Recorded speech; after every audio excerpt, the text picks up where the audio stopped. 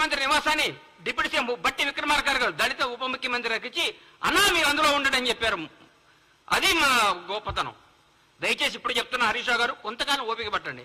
100 రోజులు కాదు, 1000 రోజులైనా మీకు రారు, 1000 రోజులైనా మీకు జరగదు. మీరు ప్రెస్ మీట్ పెట్టే అవకాశం ఉండదు. ఊరికే మీరు పెట్టాలి ప్రెస్ మీట్, ఏదో పెట్టాలి కాబట్టి పెట్టాలి. ఎందుకంటే మీకు అట్లాంటి ప్రెజర్స్ ఉన్నాయి పైన. ఏ ప్రెస్ మీట్ పెట్టు అలా దిట్టని మీకు ప్రెజర్స్ ఉన్నాయి కాబట్టి ఆ ప్రెజర్స్ తట్టుకోలేక మీరు పెడుతున్నారని నాకు అర్థమైంది. మీ మనస్సాక్షిలో మేము బాగా చేస్తున్నాం, మీ మనసుకు కూడా తెలుసు.